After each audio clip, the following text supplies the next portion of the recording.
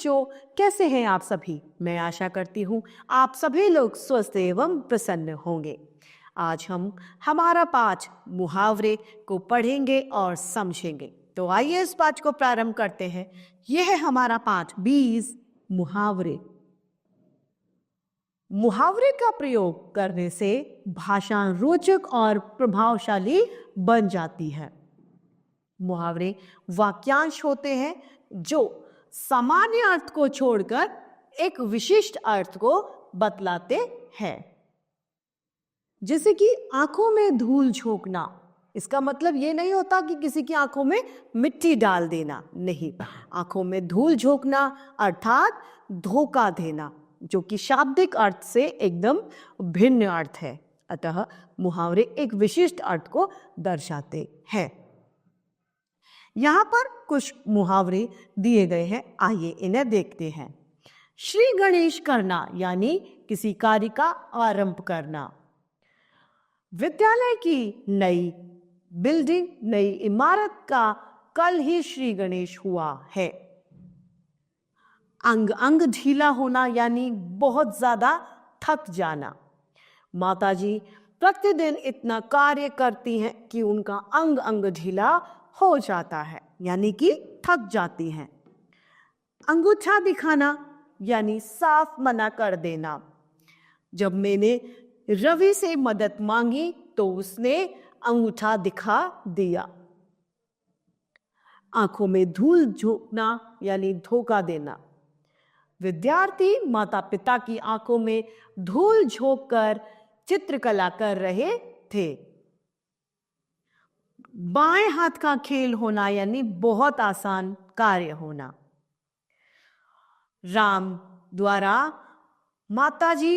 राम को माताजी द्वारा दिया गया हिंदी का कार्य उसके बाएं हाथ का कार्य था।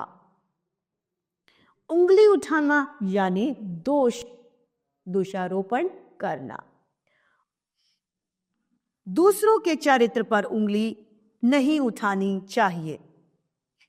7वां, आंखों से ओझल होना यानी गायब होना। चोर पुलिस की आंखों से शीघ्र ही ओझल हो गया। कमर कसना अर्थात पूरी तरह से तैयार होना। राम ने इस बार परीक्षा के लिए पूरी तरह कमर कस रखी है। 9वां है छक्के छुड़ाना यानी बुरी तरह से हारना। पाकिस्तानी टीम की भारतीय टीम ने छक्के छुड़ाकर रख दिए। कान भरना यानी चुगली करना। श्याम ने राम के लिए अपनी मां के कान भर दिए। उल्लू बनाना अर्थात मूर्ख बनाना। तुम अपनी चिकनी चुपड़ी बातों से मुझे उल्लू मत बनाओ।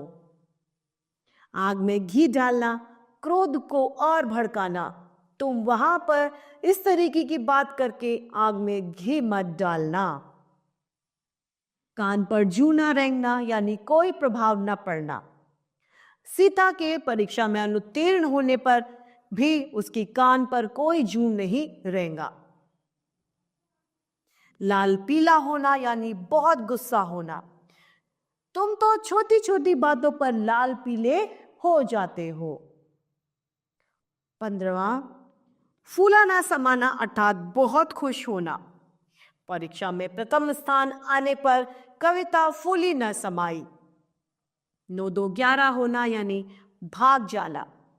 पुलिस को आते देख चोर 9-2-11 हो गया। नाक में दम करना यानी बहुत तंग करना। तुमने पूरी कक्षा में नाक में दम कर रखा है। 18, मुंह में पानी भर आना। 19, पीठ थपथपाना अर्थात शाबाशी देना। प्रथम स्थान आने पर प्रधानाचार्य द्वारा बच्चों की पीठ थपथपाई गई। घोड़े बेचकर सोना यानी निश्चिंत हो जाना, किसी तरीके की चिंता से, सभी तरीके की चिंताओं से मुक्त हो जाना, किसी भी प्रकार की कोई चिंता नहीं रहना। रामेश्वर बेटी के ब्याह के बाद में घोड़े बेचकर सो गया।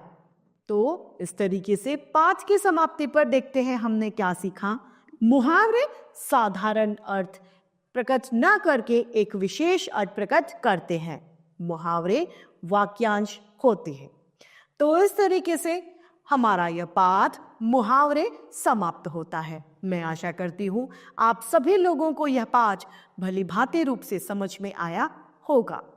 तो आज के लिए इतना ही, फिर मिलते हैं।